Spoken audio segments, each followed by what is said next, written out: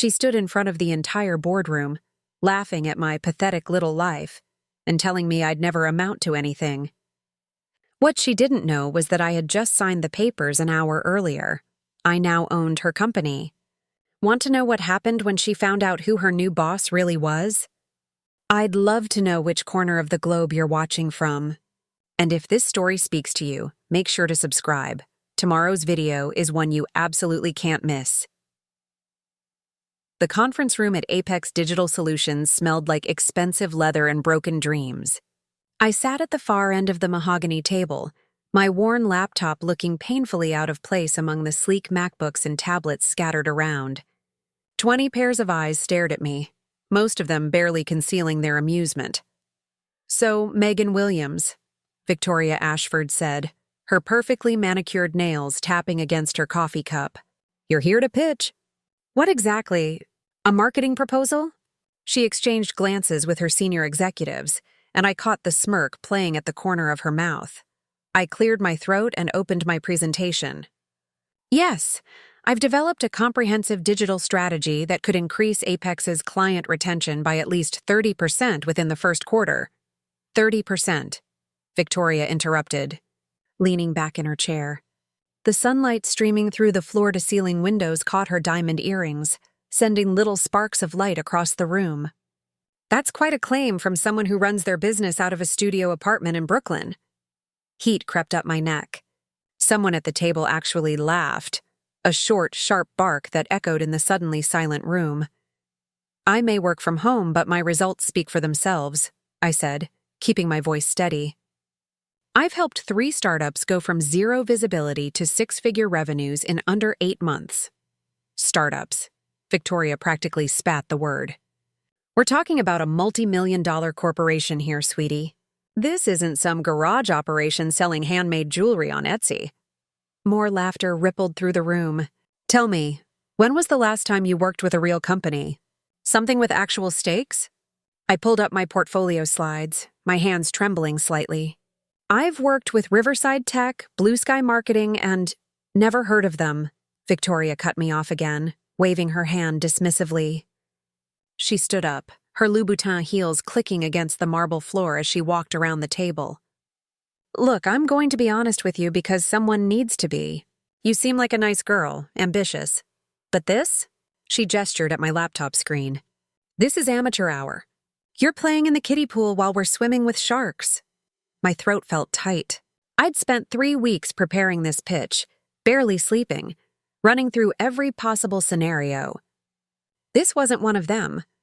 "The strategies I've outlined have proven effective across multiple industries," I managed to say. "If you just look at the data." "The data." Victoria laughed, a cold sound that made me flinch. She turned to address the room. "She wants us to look at the data. From companies we've never heard of, with budgets that probably wouldn't cover our coffee expenses for a month." She turned back to me, and her expression shifted from amusement to something almost pitying. "Megan, let me give you some free advice, okay? Go back to your little apartment. Keep working with your little clients. Build yourself up slowly, the right way. Don't try to jump into the deep end before you know how to swim. You'll only embarrass yourself. I'm not trying to—" "You're in over your head," she continued, her voice taking on a sharper edge. "You show up here with your discount laptop and your off-the-rack suit, thinking you can pitch to us? Do you know who sits in this room? Do you know how many years of combined experience we have?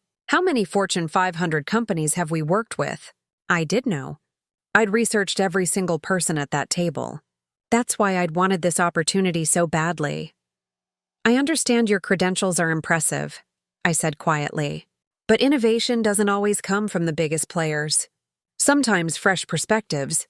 "Fresh perspectives," Victoria repeated mockingly. She leaned against the table, her arms crossed. "Is that what we're calling inexperience now?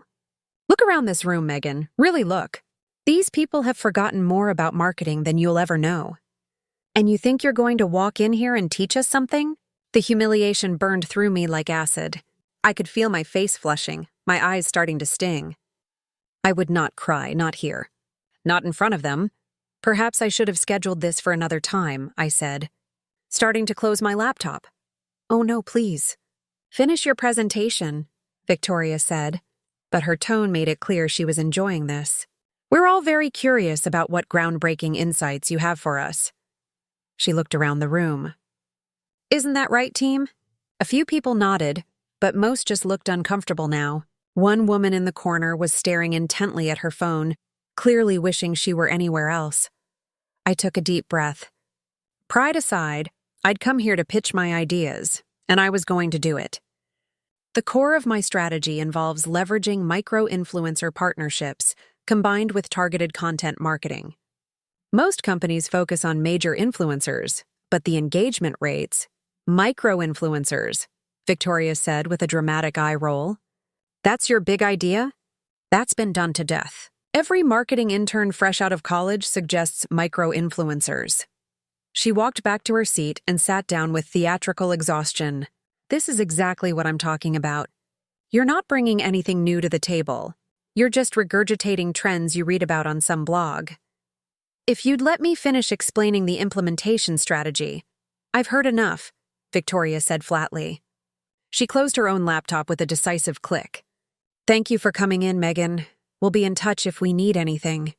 The dismissal in her voice was unmistakable. She'd already moved on, checking her phone like I wasn't even there anymore. I stood up, gathering my things with as much dignity as I could muster. My hands shook as I packed my laptop into my bag. One more thing, Victoria called out as I reached the door. I turned back, hoping against hope that maybe she'd had a change of heart. Next time you want to pitch to a real company, invest in a decent outfit. First impressions matter in this business. That suit looks like something from a bargain bin, and those shoes... She trailed off, shaking her head with a small laugh. I looked down at my shoes. They were 2 years old, carefully maintained, the best I could afford. They'd seen me through countless client meetings, job interviews, late nights working at coffee shops. Noted, I said, my voice barely above a whisper. I walked out of that conference room with my head held high. But the moment the elevator doors closed, I slumped against the wall. My eyes burned with unshed tears. The worst part wasn't even the rejection. I'd faced plenty of those. It was the cruelty of it.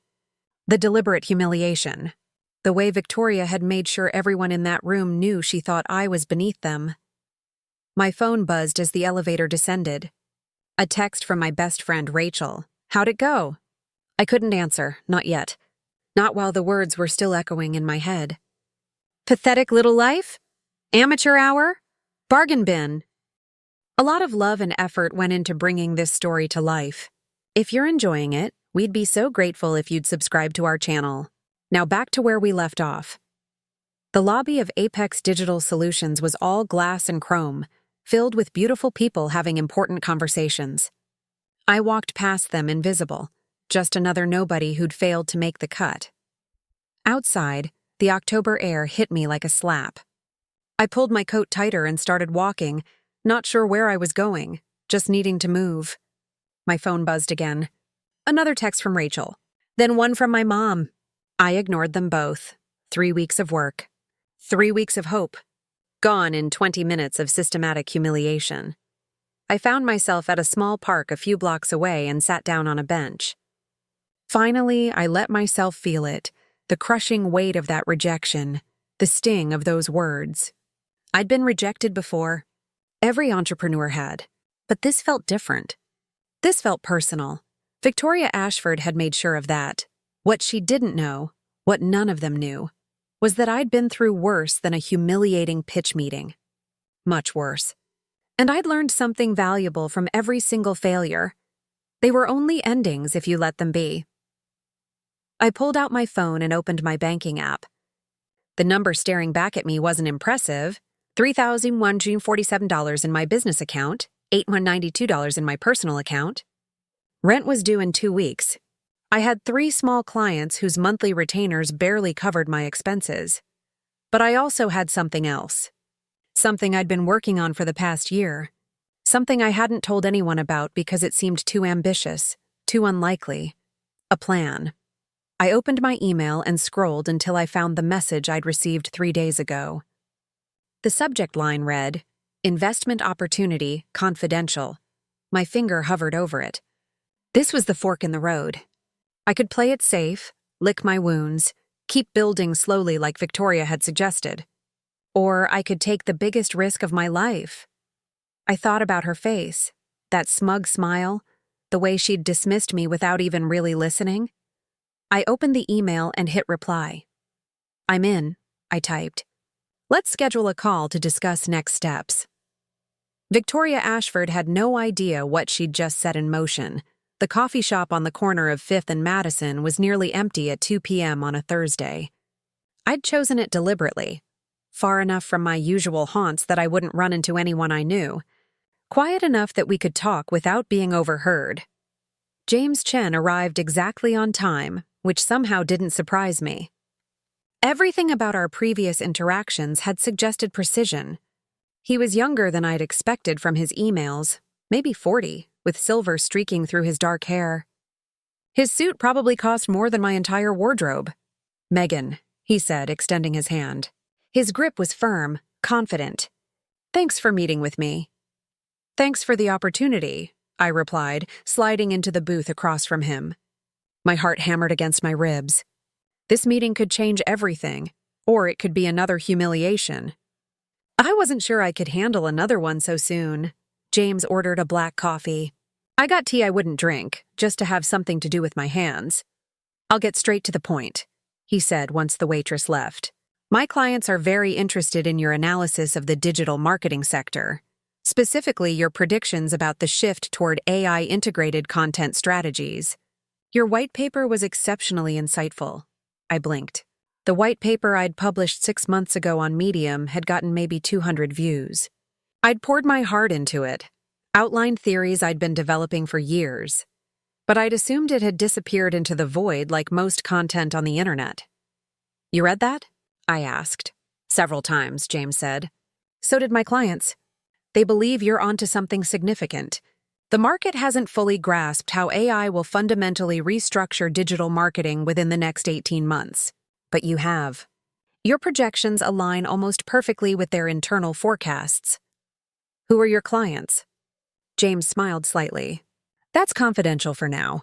What I can tell you is that they're serious investors looking to make strategic acquisitions in the digital marketing space. They need someone with vision, someone who understands where the industry is heading, not where it's been."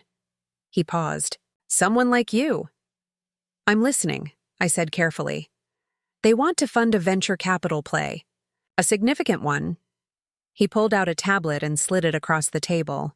On the screen was a proposal document, but the number at the top made my breath catch. $20 million. This is... I couldn't finish the sentence. "An investment fund," James continued.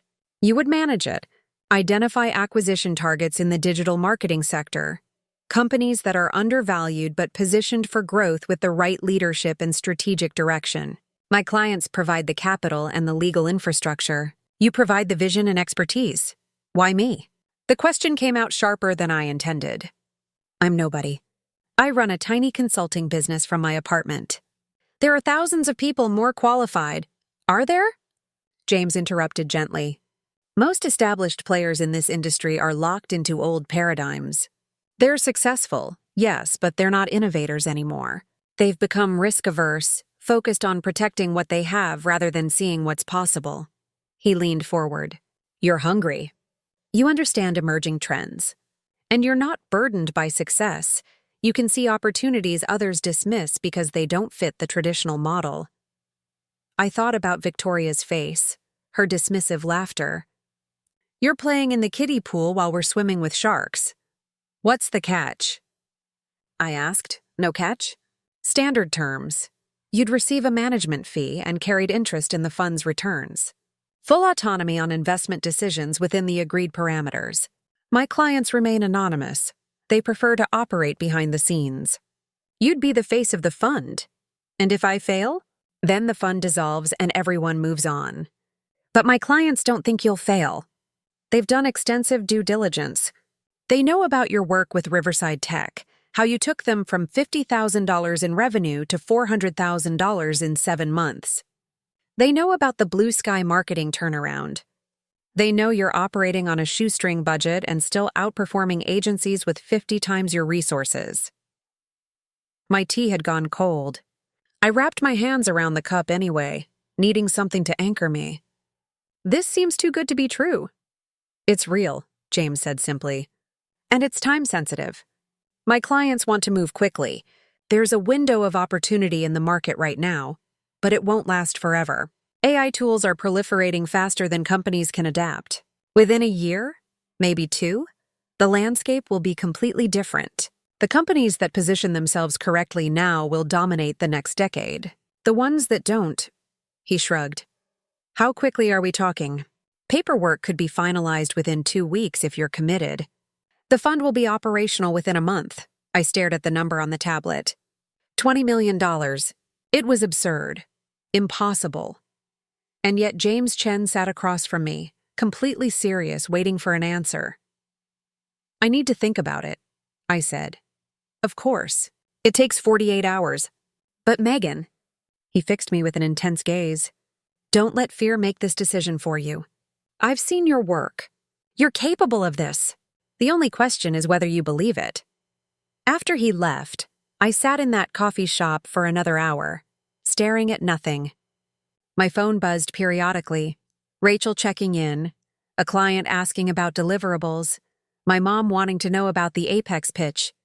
I ignored them all. $20 million. It was enough to acquire mid-sized companies, to completely reshape my life, to prove that Victoria Ashford and everyone else who dismissed me were wrong. It was also enough to destroy me if I screwed it up. That kind of failure wouldn't be quiet. It would be spectacular, public, permanently career-ending. But something else nagged at me. Why the secrecy? Who were these mysterious clients, and why did they want to remain anonymous? James had been forthcoming about everything except that. It could be perfectly legitimate. Plenty of wealthy investors preferred privacy. Or it could be something else. I pulled out my laptop and started researching.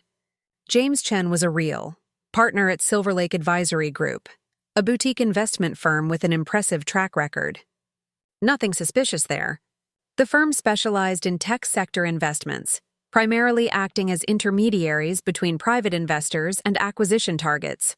Still, something felt off. Maybe it was just my instinct to doubt good fortune. When you'd spent years scraping by, barely making rent, opportunities like this didn't just materialize from thin air, unless they did. I thought about the white paper again. I'd written it during a particularly bleak period, 3 months after losing my biggest client to a larger agency. I'd been angry, frustrated, determined to prove I understood this industry better than people who'd never given me a chance. I'd outlined exactly how AI would disrupt content marketing, predicted specific technological shifts, mapped out which types of companies would thrive and which would collapse. What if I'd been right? What if someone with serious money had read it and recognized the value in those insights? My phone rang. Rachel again. This time I answered. Finally, she said. I've been worried sick. How'd the pitch go? It was a disaster, I admitted. Complete humiliation.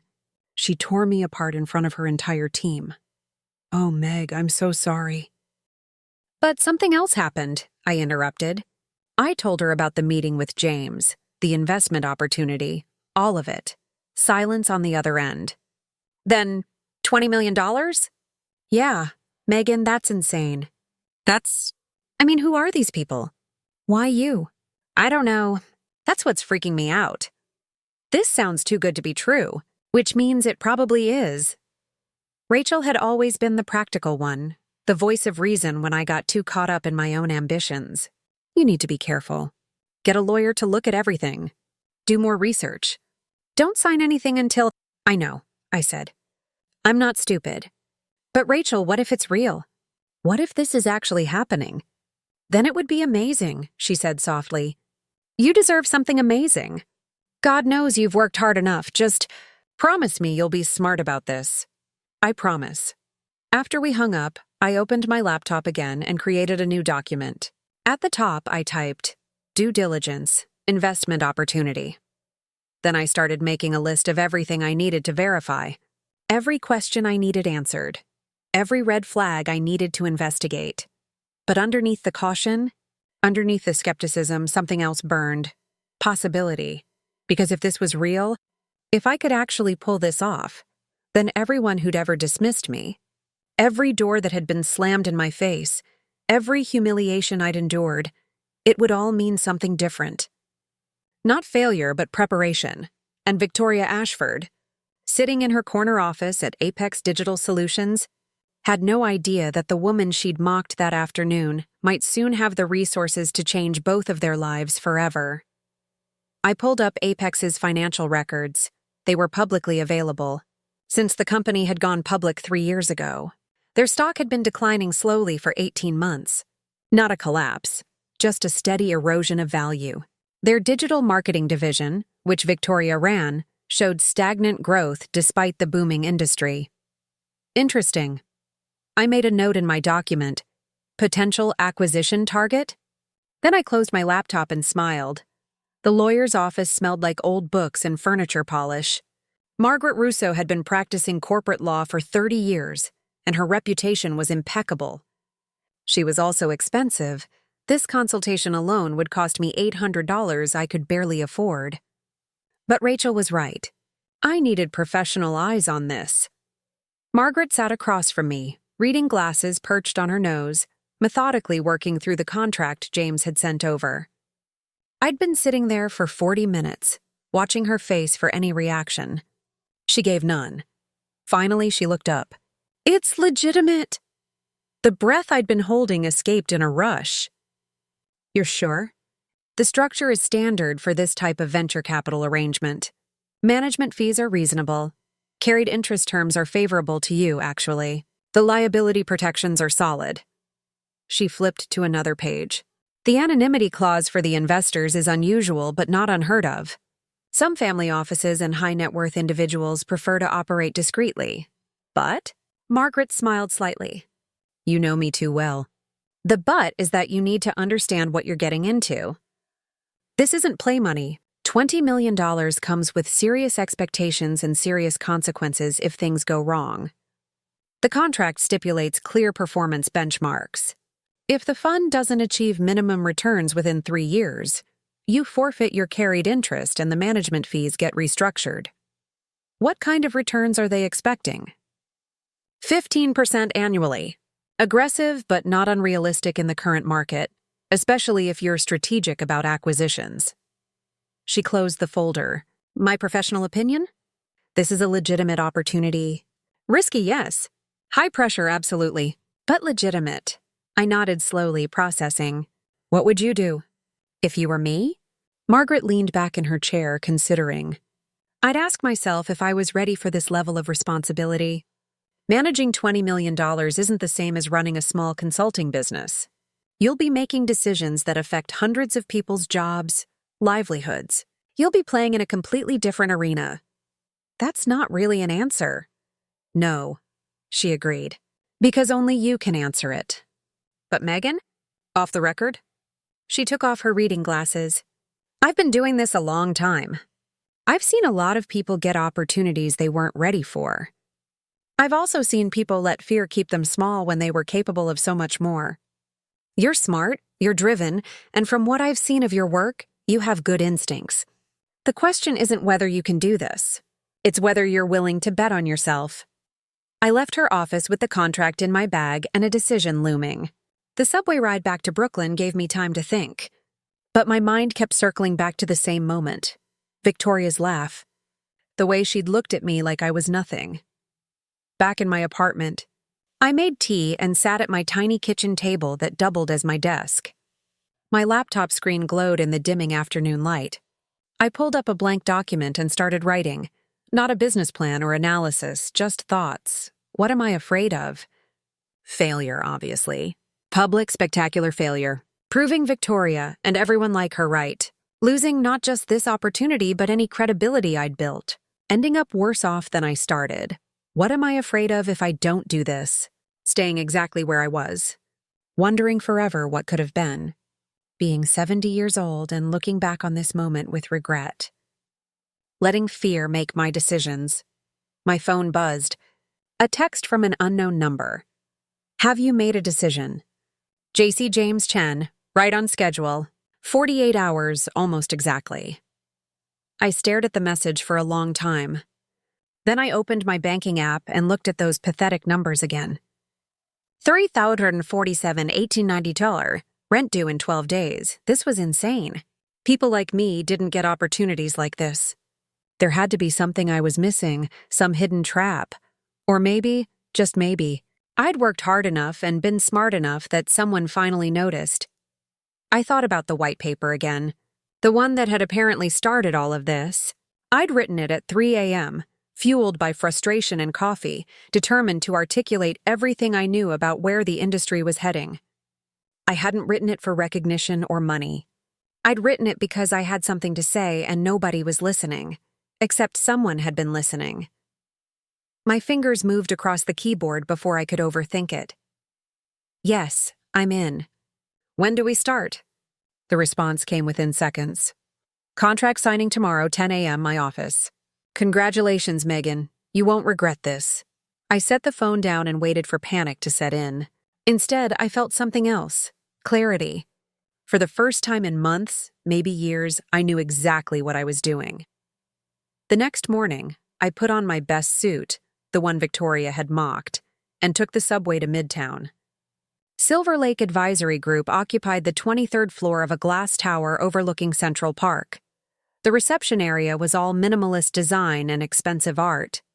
James met me personally, shaking my hand with genuine warmth. Ready to change your life? Ready to try, I said. The signing took 2 hours. Margaret was there, reviewing each page before I initiated it. James's assistant witnessed signatures. It was surreal, mechanical, terrifying. When I signed the final page, my hand barely shook. Welcome aboard, James said. He handed me a folder. Inside, you'll find account information, initial fund documentation, and a list of preliminary acquisition targets my clients have identified as potentially interesting. You're not obligated to pursue any of them, but they might be a good starting point. I opened the folder. The first page showed a spreadsheet of companies, their valuations, growth trajectories, and weaknesses. My eyes caught on one name about halfway down, Apex Digital Solutions. This one, I said, pointing. Tell me about this one. James glanced at it. Apex, mid-tier digital marketing firm. Went public 3 years ago. Stock's been underperforming. Leadership issues, from what our research suggests. CEOs more focused on appearances than innovation. They've lost market share to smaller, more agile competitors over the past 18 months, currently valued at around $42 million. But our analysts think they're worth less. Bad acquisitions, bloated overhead, declining client retention. What would it take to acquire them? Controlling interest? Maybe $25 million if you could convince enough shareholders to sell. But Megan, I wouldn't recommend starting with something that size. Maybe begin with smaller targets. Build experience. I want this one, I interrupted. My heart pounded, but my voice was steady. As the first acquisition, I want Apex Digital Solutions. James studied me carefully. May I ask why? There are easier targets that would give better returns. Because I understand exactly what's wrong with them and how to fix it, I said. It wasn't a lie. I'd spent 3 weeks researching that company before my pitch. I knew their weaknesses intimately. Their digital strategy is 5 years out of date.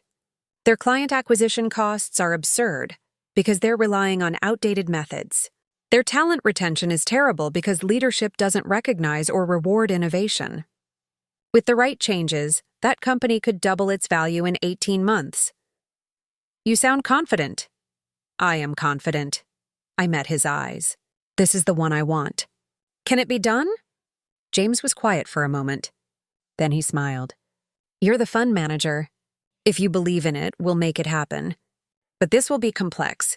Hostile acquisitions can get messy, especially with a publicly traded company. I'm not afraid of being messy. Clearly, he closed the folder. All right.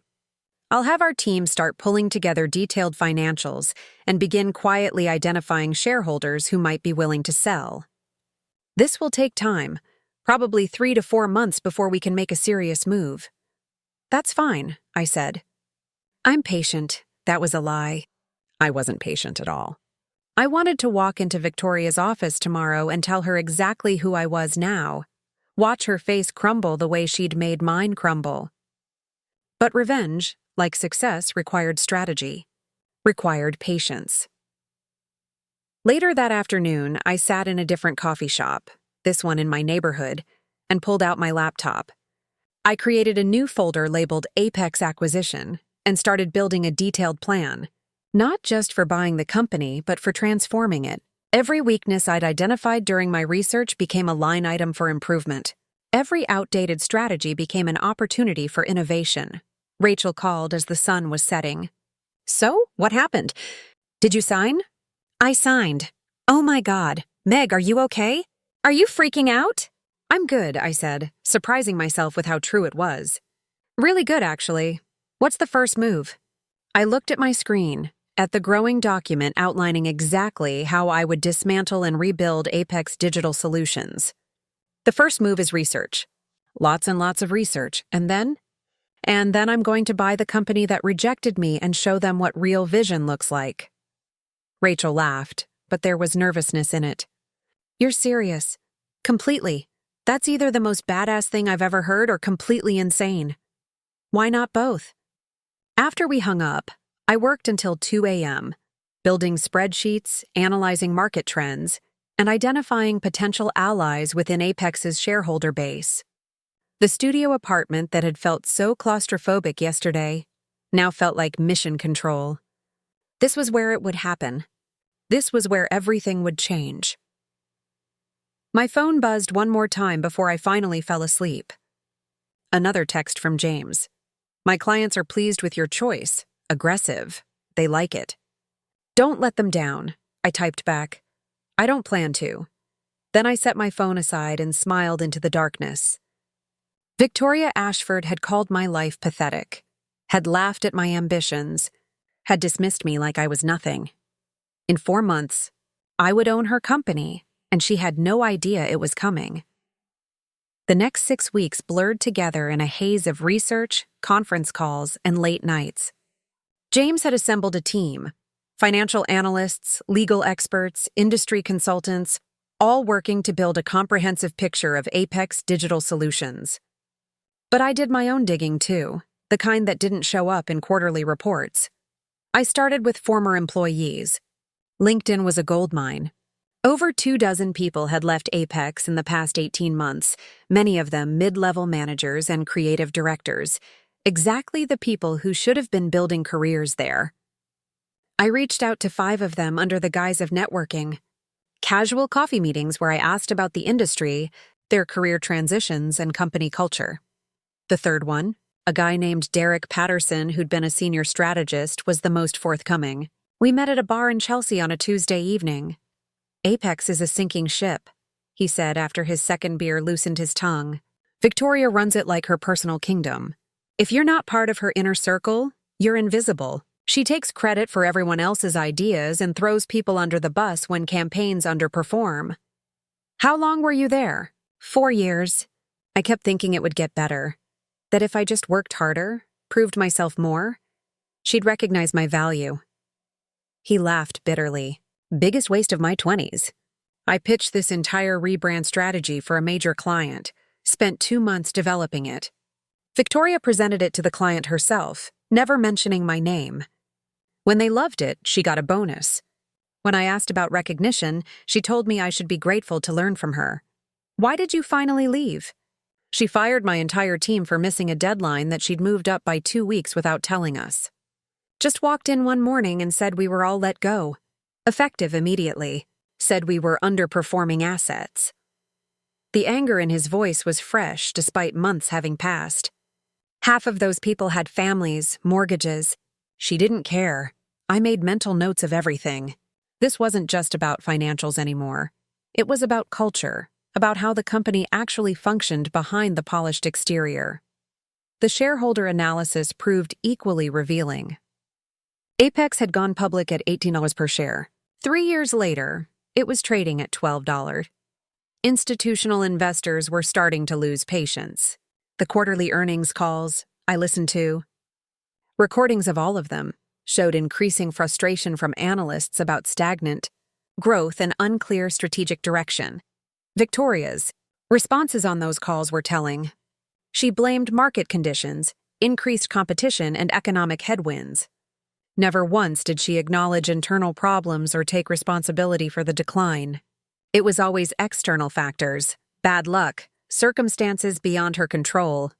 "She's delusional," I told James during one of our weekly strategy calls. "She genuinely believes she's doing everything right, and the world is just being unfair to her." "That works in our favor," he replied. Delusional leaders don't see threats coming. The more I learned, the more the acquisition strategy crystallized. Apex had 3 major institutional shareholders who together controlled about 38% of the stock.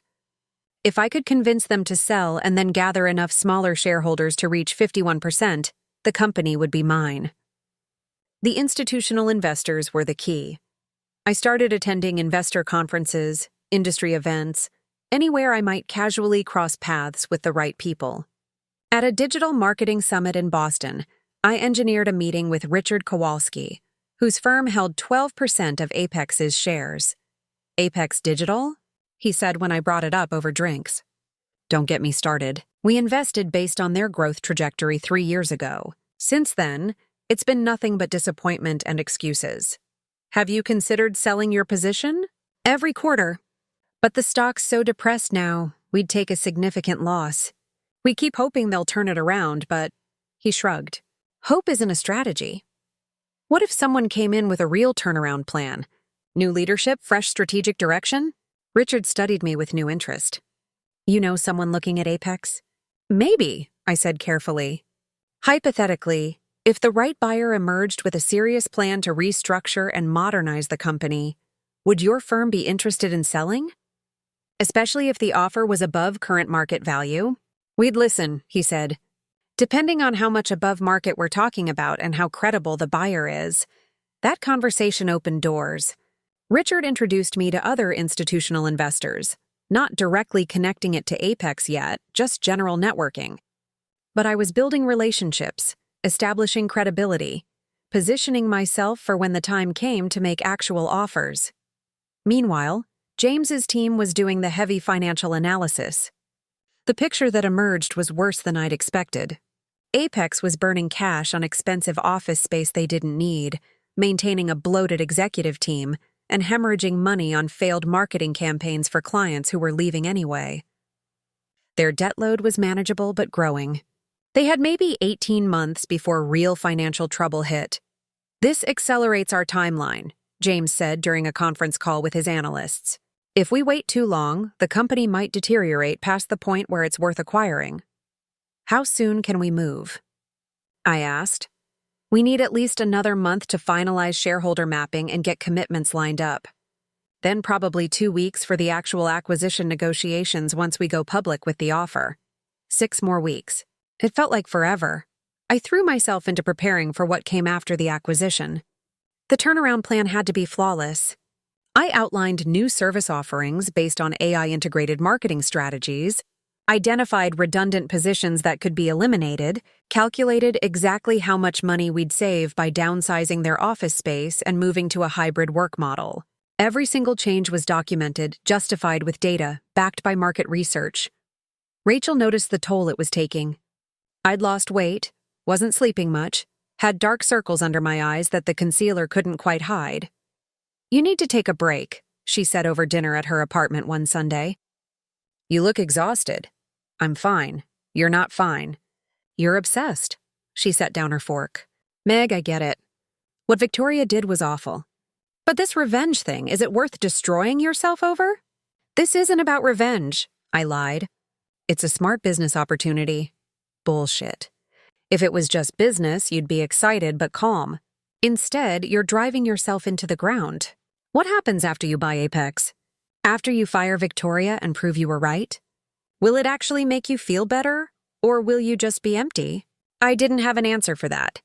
I'd been so focused on the acquisition itself that I hadn't thought much about what came after. The victory, yes. The satisfaction of proving everyone wrong. But then what?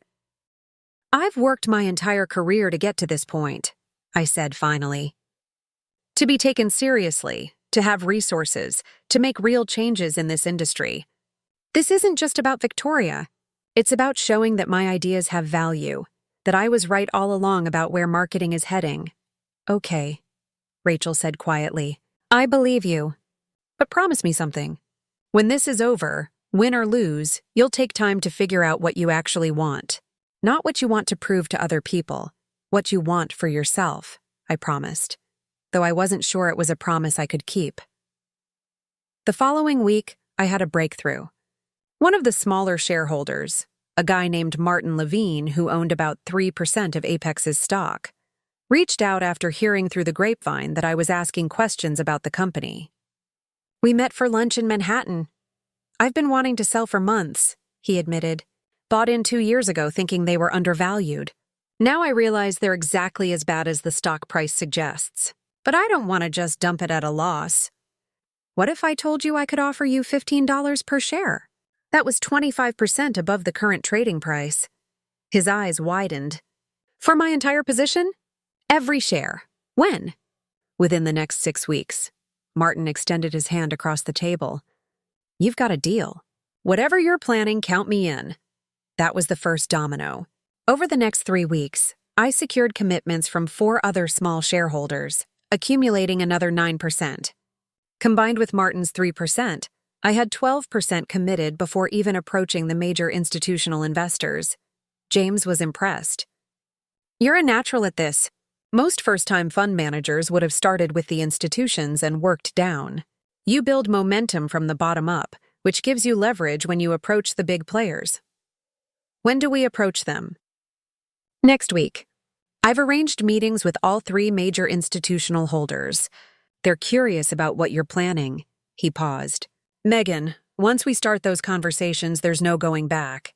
Apex will find out someone's trying to acquire them. Things will get complicated very quickly. I'm ready, I said. That night, I pulled up Apex's website and navigated to their leadership page. Victoria's photo stared back at me. Perfectly styled hair, expensive suit, the confident smile of someone who'd never really failed at anything important. The caption read, Victoria Ashford, Chief Digital Officer. Victoria leads Apex's innovative digital marketing division with vision and passion. Vision and passion. The words almost made me laugh. I took a screenshot of her photo and saved it to a folder on my desktop. Not because I needed motivation. I had plenty of that. But because I wanted to remember this moment, this feeling of standing on the edge of something huge. In a few weeks, everything would change, for both of us. I closed my laptop and looked around my tiny apartment. Soon this would all be over. Either I'd succeed and prove I belonged in rooms I'd been excluded from my entire career, or I'd fail spectacularly and confirm every doubt anyone had ever had about me. There was no middle ground anymore. And honestly, I preferred it that way. The conference room at Silver Lake Advisory Group felt different this time. I wasn't the desperate consultant pitching to people who looked down on me. I was the fund manager with $20 million and a plan. The shift in dynamics was intoxicating. Richard Kowalski arrived first, bringing his firm's investment director with him. We'd already established rapport, but this was official business now. They settled into their chairs with the practiced ease of people who'd sat through thousands of these meetings. So, Richard said, opening his portfolio, James mentioned you have a serious proposal regarding Apex Digital Solutions. My firm is very interested in hearing about it. I pulled up my presentation on the large screen. Apex is declining, but the decline is correctable. The core business model is sound. Companies need digital marketing services, and they're willing to pay premium prices for expertise. The problem is leadership and outdated strategy. I walked them through everything. The financial analysis showing where money was being wasted. The employee retention data proving Victoria's management style was driving away top talent. Market research demonstrating that Apex's services were 5 years behind industry trends. Client feedback showing satisfaction scores dropping quarter over quarter. The solution isn't complicated, I continued. Cut the bloated executive overhead by 40%. Modernize service offerings to incorporate AI-driven analytics and automation. Implement remote work to reduce real estate costs. Most importantly, rebuild the culture to retain and attract innovative talent. And you believe you can execute this turnaround? Richard's colleague asked. I know I can. I've already developed relationships with 3 former Apex employees who are exceptional at what they do and would come back under new leadership. I've mapped out the entire restructuring process, timeline, and projected costs. Within 18 months, I can increase Apex's valuation by 60% minimum. The numbers on the screen backed every claim. I'd spent weeks building this projection model, stress testing every assumption. What are you offering for our shares? Richard asked. $16 per share? That's 33% above current market value. The 2 men exchanged glances. That's generous, Richard admitted. What's the catch? No catch. I need controlling interest to execute the turnaround effectively. Your firm holds 12%. Combined with other commitments I've secured, your participation gets me to 43%. I'll need one more major institutional investor to reach controlling interest. You've already secured other shareholders? 12% committed, pending the completion of the acquisition. All small holders, but committed. Richard leaned back, considering. We bought in at $16.50, so we'd be taking a small loss from our original position. But given the current situation, breaking even is better than we expected. He looked at his colleague, who nodded slightly. We'd need board approval, but I can recommend they accept. When are you looking to close? 4 weeks from today? That's aggressive. The window won't stay open forever. Apex's financial situation is deteriorating. In 6 months, they might not be worth saving. Richard stood and extended his hand. Send over the formal offer. I'll push it through our board. You've done impressive work here, Megan. After they left, James clapped me on the shoulder. 1 down, 2 to go. The second meeting was the following day with Heather Morgenstein, whose investment fund controlled 14% of Apex's shares. She was tougher, more skeptical, and wanted to dig into every detail of the financial projections. You're a first-time fund manager, she said bluntly. How do I know you won't make things worse? Fair question, I replied. Look at my track record. 3 companies I consulted for saw average revenue increases of 240% within 8 months. I specialize in digital marketing transformation, which is exactly what Apex needs. I'm not learning on the job. This is my expertise. You worked with small companies. Apex has 300 employees, which means more resources to work with. The principles don't change with scale. Inefficiency is inefficiency. Outdated strategy is outdated strategy. Larger companies just have more of both. We went back and forth for 90 minutes.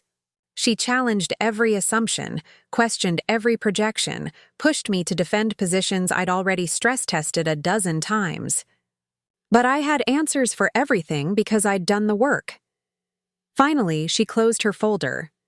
All right, $17 per share and I'm in. I'd budgeted for $16. $16.50 is my ceiling. Then we don't have a deal. I studied her face. This was a negotiating tactic, but how much could I flex? I ran quick calculations in my head. An extra dollar per share of 14% of the company meant roughly $600,000 more. The fund could absorb it. $16.75. Final offer. Heather smiled. Deal. You drive a hard bargain. I learned from the best, I said, thinking of every negotiation where someone had squeezed me for every penny. 2 down. The third institutional investor was the hardest sell. Patricia Huang managed a pension fund that held 12% of Apex. She was cautious by nature. Pension funds couldn't afford risky moves. We met at her office downtown, a utilitarian space that spoke to the conservative nature of her work. I've reviewed your proposal, she said immediately. The turnaround plan is solid. The financials are compelling, but I have concerns. I'm listening. You're planning to cut 40% of executive positions. That's going to create chaos in the short term. Pension funds can't weather prolonged instability. Our investors are retirees depending on steady returns. The chaos will be minimal and brief, I countered. The executives being removed aren't the ones doing the actual work. They're overhead that's bloated the company without adding value. The teams beneath them will function better without the bureaucratic layers slowing everything down. You say that with certainty. Because I've interviewed 7 former employees in the past 2 months. They all said the same thing. Middle management does the real work while executives take credit and create barriers. Removing those barriers will improve productivity immediately. Patricia wasn't convinced. Even if you're right about productivity, you're still asking me to bet pension funds on an unproven fund manager executing a hostile takeover of a declining company. That's a lot of risk. She was right. I couldn't argue with that assessment. What would make you comfortable? Performance guarantees. If the turnaround doesn't hit specific milestones, you buy back our shares at the purchase price plus 5%. That was a significant task. If I failed, it would cost me millions in losses. But I needed her shares. I'll agree to milestones, I said carefully, but the buyback guarantee needs conditions. If Apex hits 75% of projected targets in the first 12 months, the guarantee is void. 80%. 77%. Patricia considered this for a long moment. And the purchase price? $16.50 per share, same as the others. Given the additional risk I'm taking with the performance guarantees, I want 17. I'd already negotiated up with Heather. Going higher with Patricia would eat significantly into the fund's returns. But without her shares, I wouldn't reach controlling interest, $16.75. And I'll agree to the 80% milestone threshold for voiding the buyback guarantee. Patricia pulled out a calculator and ran numbers. The room was silent except for the soft clicking of keys. Finally, she looked up. You're confident you can hit those targets? Absolutely. Then we have a deal. I'll need the performance milestones clearly defined in the purchase agreement. Of course. Walking out of her office, I felt the weight of what I'd just committed to. If the turnaround failed to hit 80% of targets, I'd have to buy back 12% of the company at a loss. That could devastate the fund's returns, damage my reputation permanently, potentially end my career before it really started. But I wouldn't fail. I couldn't afford to. James was waiting at a coffee shop around the corner. I slid into the booth across from him. It's done. All 3 institutional investors are in. That gives us 43%, including the smaller shareholders. You need 51% for controlling interest. I know. The remaining shares are distributed among about 200 smaller shareholders. We need to convince enough of them to get us over the threshold. That's going to be expensive, James warned. You've already committed roughly $17 million to the institutional investors. You'll need another $4 million minimum to reach 51%. Maybe more if you have to offer premiums. So we offer premiums, whatever it takes. James pulled out his tablet and started making notes. I'll have our team start contacting the smaller shareholders. We'll need to move fast. Once word gets out that we're acquiring Apex, the stock price will jump and other buyers might emerge. How long? 2 weeks to contact everyone and negotiate. Then another week for paperwork and closing. 3 weeks total until you own Apex Digital Solutions. 3 weeks, 21 days until I walked into that building not as someone begging for a chance, but as the person who controlled everything. There's one more thing, James said. Apex's board will resist. Victoria especially. Once they realize what's happening, they'll try to block the acquisition. They might implement poison pill provisions, try to find a white knight buyer, wage a PR campaign against you. Let them try, I said. I have the momentum and the resources. What can they actually do to stop me? Never underestimate a cornered opponent, James replied. Victoria Ashford strikes me as someone who doesn't lose gracefully. He was right about that. But he didn't know what I knew, that Victoria's arrogance was her biggest weakness. She'd never see me as a real threat until it was too late. That evening, I sat in my apartment and drafted an email to the Apex board that would be sent once we reached the 51% threshold. It was professional, cordial, and outlined my vision for the company's future. It mentioned nothing about Victoria specifically. That conversation would happen in person. I reread it 3 times before saving it to my drafts folder. The words looked so normal, So businesslike. They gave no hint of the storm they would unleash. My phone rang. Rachel, how'd the meetings go? All three institutional investors agreed. We're moving forward. Silence on the other end. Then, Meg, are you sure about this? Really, truly sure? Yes, because there's still time to back out. You could invest the fund in other companies, safer plays, build your reputation slowly. I don't want to play it safe, I interrupted. I'm tired of being careful, of staying small, of letting people like Victoria decide what I'm capable of. This is my chance to prove I was right all along. Okay, Rachel said softly. Then I'm with you. Whatever happens, I'm with you. After we hung up, I allowed myself one moment of doubt. What if I was doing this for the wrong reasons? What if revenge was clouding my judgment and the acquisition was actually a terrible business decision?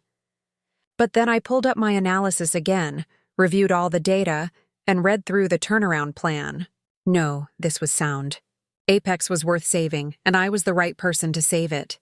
The fact that it also gave me the satisfaction of proving Victoria wrong was just a bonus. 3 weeks until everything changed. I could wait 3 weeks. The smaller shareholders fell like dominoes. James's team worked through the list methodically, making calls, sending emails, scheduling video conferences. Most were eager to sell. They'd watched their investment decline for 2 years and saw an opportunity to exit with a profit. By day 5, we'd secured commitments for another 6%. By day 10, we hit 51%. Controlling interest. The acquisition was real. That's when things started getting messy. I was working from a temporary office James had set up for me at Silver Lake when my phone rang from an unknown number. I almost didn't answer, but something made me pick up. Is this Megan Williams? A woman's voice, professional but strained. Yes. Who's this? My name is Jennifer Cho. I work in finance at Apex Digital Solutions. I heard through the grapevine that someone's trying to buy the company. I thought you should know. Victoria found out. My stomach dropped. How? One of the shareholders you approached is friends with someone on our board. They mentioned it casually at a dinner party 2 nights ago. Victoria's been in emergency meetings ever since. She's livid. What's she doing? Jennifer hesitated. I shouldn't be telling you this. I could lose my job. But what she's planning? It's not right. She's going to the media.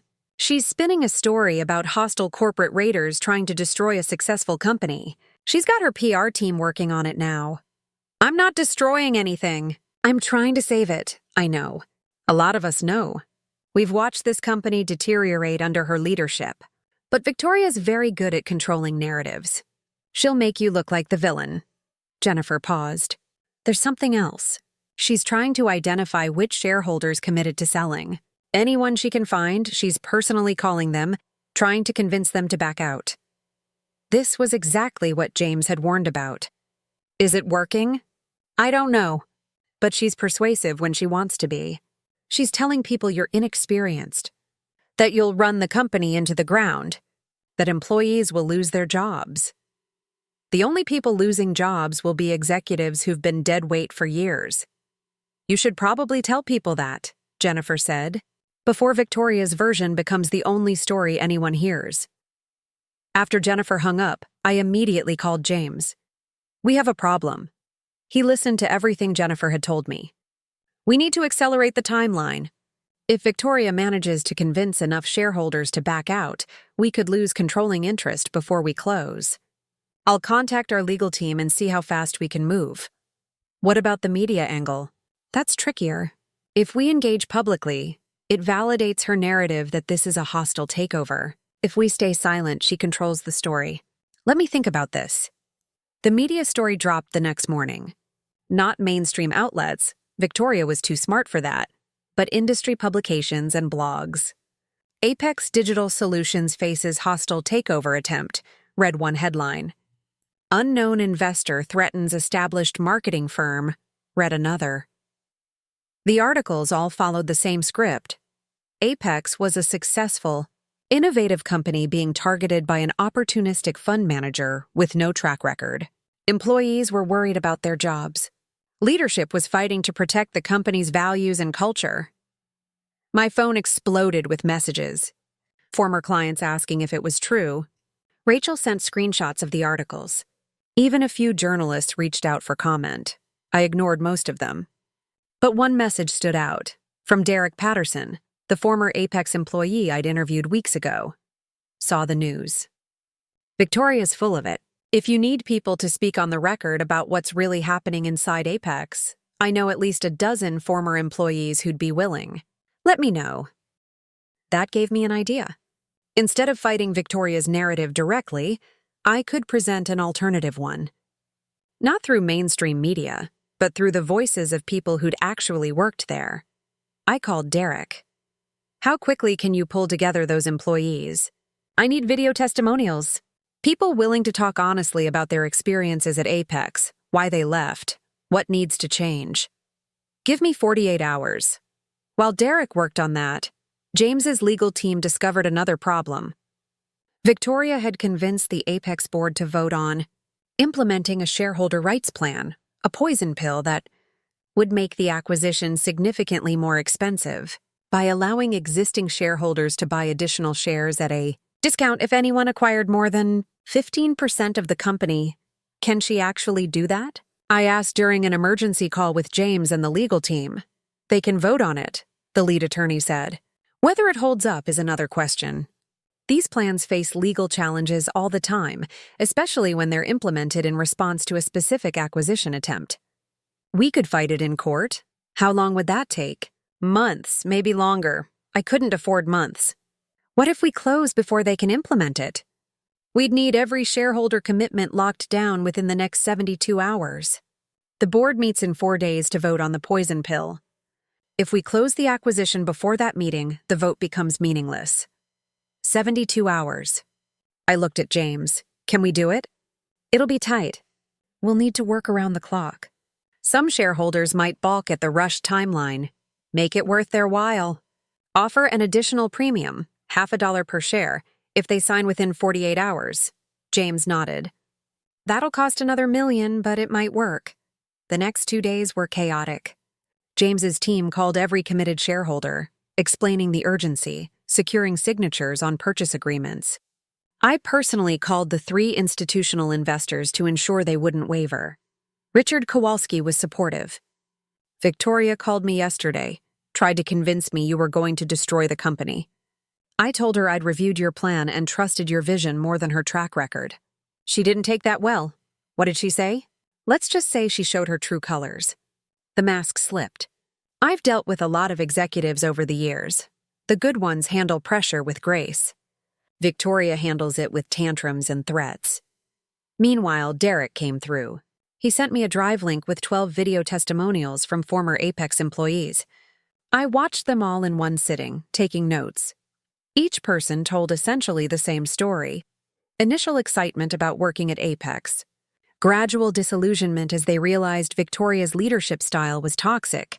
Eventual departure because the culture became unbearable. They talked about ideas being stolen, credit being hoarded, talented people being pushed out for questioning decisions. She creates an environment of fear, one former creative director said. You're constantly worried about saying the wrong thing, being blamed for something that wasn't your fault. It's exhausting. Another employee, a data analyst, added, the company could be so much better. The foundation is there, good clients, solid services. But Victoria's ego gets in the way of progress. She'd rather be right than be successful. I edited the testimonials into a 15-minute video and published it on LinkedIn with a detailed post explaining my vision for Apex. Not attacking Victoria directly, but presenting facts, the company's declining stock price, decreasing client retention, high employee turnover, and then outlining my plan: modernization, cultural transformation, investment in innovation. The post went viral within hours. Thousands of views, hundreds of comments, most of them supportive. Current Apex employees, anonymously, commented agreeing with the former employees' assessments. Industry professionals weighed in on how they'd watched Apex become increasingly irrelevant. Victoria's carefully crafted narrative was crumbling, but she wasn't done fighting. On the 3rd day, Jennifer Cho called again. You need to know Victoria's planning something. She had a closed-door meeting with the CFO and head of legal this morning. They were there for 3 hours. When they came out, Victoria looked determined. Scary determination. Any idea what they discussed? No, but she's been on the phone with someone important ever since. Someone she called the contingency plan. Megan, I think she's found a competing buyer. My blood went cold. A white knight, another buyer who would make a competing offer for Apex. If they offered more money, shareholders might back out of their commitments to me. I called James immediately. Victoria's found another buyer. Are you sure? No, but we need to assume she has. Can we close today? Today? Megan, we still have signatures outstanding from about 6% of shareholders. If we close without them, we'll only have 45%. That's not controlling interest. What if we go public with the acquisition attempt now? Make an official announcement that we've secured commitments for 51%, even if the paperwork isn't complete yet? That might pressure the holdouts to sign quickly and discourage any competing bidders. James was quiet for a moment. It's risky. If those last shareholders back out after we announce, we look foolish and weak. If we wait and a white knight swoops in with a better offer, we lose everything. I'd rather take the risk. All right, I'll draft the press release. But Megan, once we do this, there's no turning back. You're going to be at the center of a very public battle, I know. The press release went out at 4 p.m. Investment fund, led by Megan Williams to acquire controlling interest in Apex Digital Solutions. Within an hour, my phone was ringing off the hook. Journalists wanting interviews, industry analysts asking for comment, and Victoria Ashford calling from her office line. I let it go to voicemail. Her message was brief. You have no idea what you've just done. Call me back. We need to talk. Her voice was ice, cold, controlled, dangerous. I didn't call back. Instead, I sent her a professional email. Dear Ms. Ashford, all communication regarding the acquisition should go through our legal team. Looking forward to working together soon, Rachel called shortly after. Oh my God, Meg, it's everywhere. You're actually doing it. Yeah, I said, suddenly feeling the weight of what I'd set in motion. I'm actually doing it. How do you feel? I looked out the window of the temporary office, watching the city lights flicker on as evening settled over Manhattan. How did I feel? Terrified, exhilarated, vindicated, anxious. Like I'm about to change my life forever. I said finally, for better or worse. It'll be better, Rachel said with more confidence than I felt. You've got this. After we hung up, I pulled up Victoria's LinkedIn profile. She'd posted something an hour ago. Leadership means protecting your team and your vision, even when facing adversity. Excited to announce Apex will be making a major statement tomorrow regarding our future direction. Stay tuned, major statement. That couldn't be good, James called. We've got signatures from 4 more shareholders in the last hour. The publicity pushed them to commit. We're at 49% now. I still need 2 more. I know. We're working on it. But Megan, Victoria's posted something cryptic about tomorrow. Any idea what that's about? No clue. But whatever it is, we need to be ready. I worked through the night preparing for every scenario I could imagine. A competing offer. Legal challenges. A smear campaign. By 3 a.m., I had response plans for all of them, though I knew Victoria was probably capable of surprises I hadn't anticipated. At 6 a.m., my phone buzzed with a news alert, breaking Apex. Digital Solutions announces merger with Sterling. Enterprises, major consolidation in digital marketing. Sector, Victoria had found her white knight. And just like that, everything I'd worked for was in jeopardy, Sterling Enterprises. I pulled up everything I could find on them within minutes. A mid-sized holding company specializing in digital acquisitions, with a decent reputation, backed by private equity. Their offer was aggressive, $20 per share, significantly more than what I'd offered. My phone rang. James, tell me you saw it, I said before he could speak. I saw it. This is a problem. At $20 per share, shareholders would be stupid not to take their offer over ours. Can we match it? We'd need to renegotiate with everyone we've already committed to, plus come up with an additional $4 million. The fund has it, but it leaves almost no cushion for the actual turnaround operations. If anything goes wrong, we'd be bankrupt, I finished. My mind raced through options. What if the Sterling deal falls through? It's possible. These merger announcements don't always close. But Megan, even if it does fall through, Victoria's bought herself time. The poison pill vote will happen while everyone waits to see if Sterling comes through. If the pill passes, your acquisition becomes prohibitively expensive regardless. I slumped in my chair. After everything, the planning, the negotiations, the sleepless nights, Victoria had outmaneuvered me with one move. There has to be something we can do, I said. There might be. Sterling's offer requires shareholder approval and board acceptance. If we can demonstrate to shareholders that our plan is better long-term, or if we can find problems with Sterling's offer, an idea sparked. Sterling is private equity-backed. What's their typical playbook with acquisitions? Usually, buy companies, strip them for parts or squeeze maximum short-term profits, then sell within 3 to 5 years. So they're not interested in building Apex into something better. They want to extract value and flip it. Most likely, yes, but shareholders don't always care about long-term vision when there's immediate money on the table. Employees care. Clients care. I was already pulling up contact information. Jennifer Cho works in finance. She'd have access to details about Sterling's offer. If I can get those details, maybe there's something we can use. I called Jennifer. She answered on the first ring, her voice hushed. I can't talk long. The office is crazy right now. The Sterling deal, do you know the terms? Some of them. The offer is 20 per share, but there are conditions. Contingent on due diligence, regulatory approval, and Sterling maintains the right to walk away if they find any material issues with Apex's financials during their review period. How long is the review period? 60 days. That's a long time.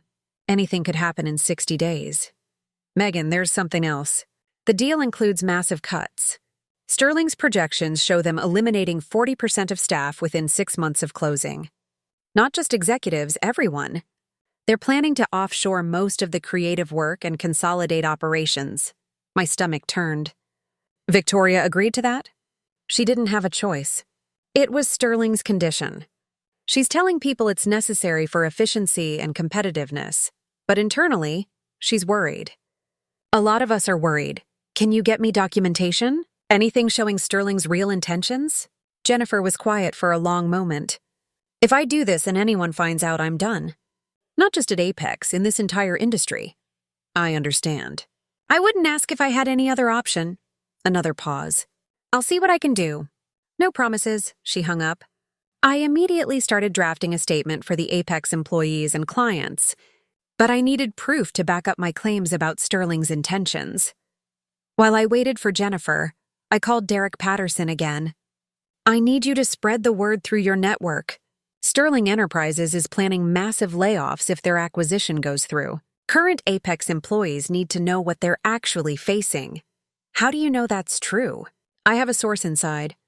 But I need people talking about it before Sterling can craft their PR message. Derek hesitated. If you're wrong about this, I'm not wrong. Victoria sold out her own employees to save herself. Within hours, rumors were circulating. Former employees posted on LinkedIn questioning Sterling's intentions. Industry forums lit up with speculation. The narrative was shifting from Apex saved by White Knight to Apex employees facing mass layoffs. My phone buzzed. A message from Jennifer. Check your email. Password is Apex 2025. Delete everything after you read it. I opened my email. Jennifer had sent me an encrypted file containing Sterling's internal acquisition memo. I downloaded it and started reading. It was worse than I'd imagined. Sterling's plan wasn't just to cut 40% of staff. They were planning to completely gut Apex's service offerings, keep only the most profitable clients, and essentially use the Apex brand as a shell while outsourcing everything overseas. The projected timeline showed them reselling what was left within 18 months for a quick profit. This wasn't an acquisition. It was a liquidation disguised as a merger. I forwarded everything to James. We need to leak this. Carefully. Make it look like it came from Sterling's side, not from inside Apex. If we do this, there's no going back. This is scorched earth. Victoria already went scorched earth when she tried to destroy the company to save her position. I'm just exposing the truth. James worked his contacts. By evening, a well-respected industry journalist had published an exposé titled Sterling's Acquisition of Apex, Innovation or Asset Stripping. The article laid out Sterling's real plans, complete with quotes from anonymous sources familiar with the deal. The response was immediate. Current Apex employees started speaking out publicly. Major clients issued statements expressing concern. Industry analysts questioned whether the deal was in anyone's best interest except Sterling's investors. And then, finally, the remaining shareholders I needed started calling. The first was Patricia Huang, the pension fund manager. I've read the Sterling documents. We can't support a deal that destroys the company. Our original commitment to your acquisition stands. 2 more shareholders called within the hour with similar messages. By midnight, I had 52% committed. Controlling interest. For real this time. The next morning, I received an email from Apex's board requesting an emergency meeting. All parties to be present. Sterling's representatives, Victoria, board members, and me. The meeting was scheduled at Apex headquarters, the same building where I'd been humiliated 3 months earlier. James insisted on coming with me, along with Margaret Russo, my attorney. We arrived 20 minutes early. The receptionist who'd watched me leave in defeat last time looked at me with new eyes, recognition, maybe even respect. They're waiting for you in the main conference room, she said. Top floor. The elevator ride felt eternal. When the doors opened, Jennifer Cho was standing in the hallway. She gave me the smallest nod before disappearing around a corner. The conference room was packed. Sterling's CEO and legal team on one side, Victoria and Apex's board on the other. An empty seat at the head of the table, presumably for me. I walked in with my head high, my cheap suit replaced with one Margaret had insisted I buy for this meeting. Victoria's eyes tracked me across the room, her expression unreadable. Ms. Williams, the board chairman said, thank you for joining us. We've called this meeting to discuss the competing acquisition offers and determine the best path forward for Apex Digital Solutions. Before we begin, Sterling's CEO interrupted, I want to address the rumors and leaked documents. Whatever information Ms. Williams has obtained was obtained legally, Margaret cut in. My client received documentation that was provided voluntarily by concerned parties. Nothing was stolen or hacked. Concerned parties who violated confidentiality agreements, Sterling's lawyer countered. That's a matter for you to pursue separately, Margaret said coolly. It doesn't change the content of those documents or their accuracy. The board chairman held up his hand. Gentlemen, please. We're not here to debate how information was obtained. We're here to make a decision about the company's future. He turned to me. Ms. Williams, you claim to have secured commitments from 52% of shareholders. Can you verify this?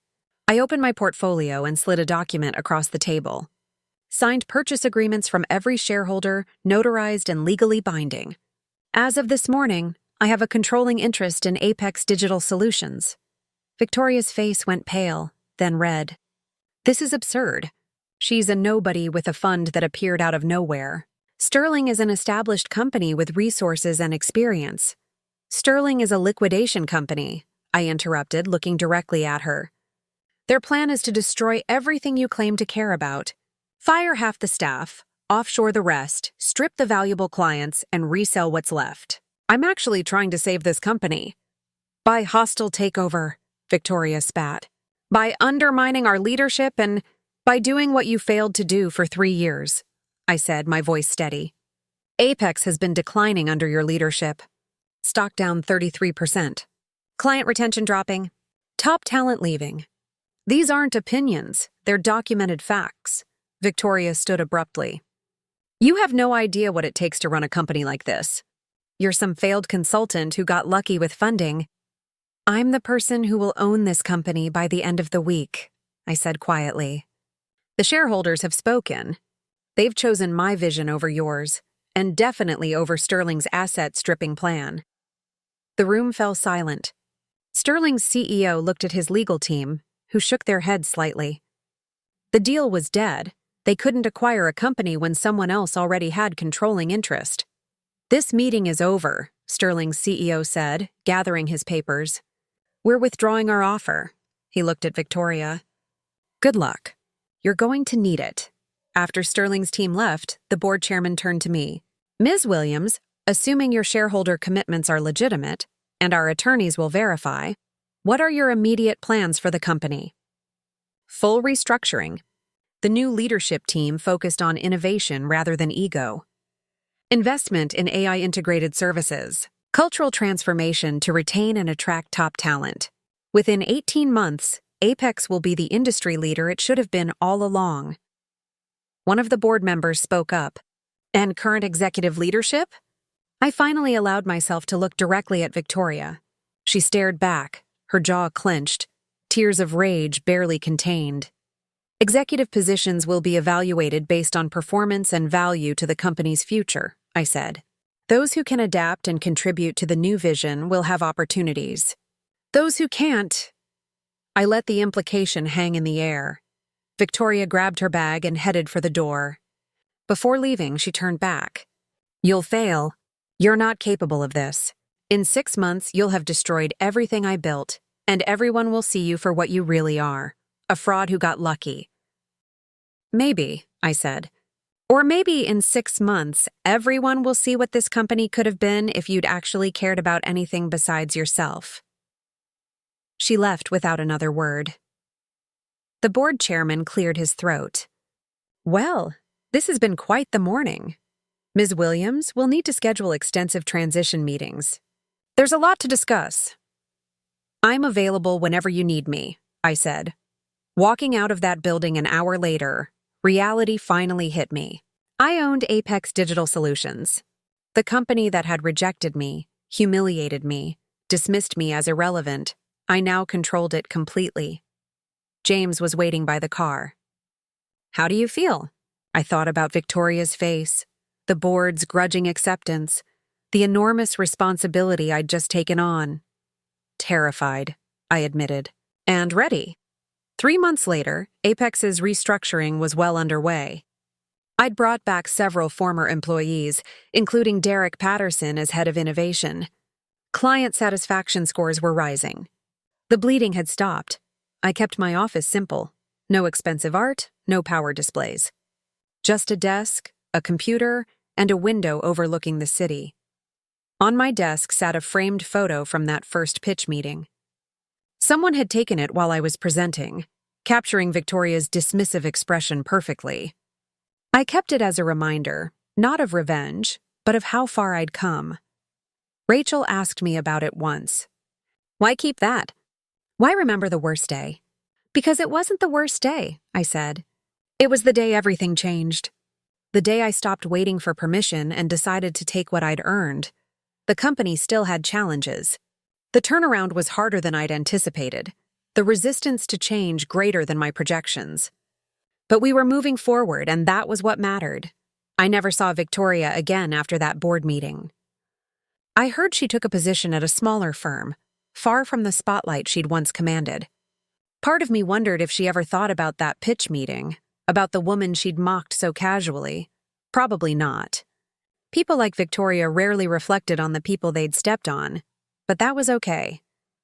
I didn't need her to understand or acknowledge what she'd done. I'd proven everything I needed to prove, to her, to myself, to everyone who'd ever doubted me. The woman who'd walked out of this building in tears 3 months ago was gone. In her place stood someone who'd learned that the best revenge wasn't destruction. It was success so complete that it made the original insult irrelevant. And as I looked out over the city from my new office, I couldn't help but smile, because sometimes the person who mocks your life ends up working for you, and sometimes that's exactly the ending the story needed. Looking for more? We've got 2 amazing stories ready for you right on screen. If this one touched you, these are absolutely worth your time. Click to watch them now. And hey, subscribe and hit that bell to never miss our latest uploads.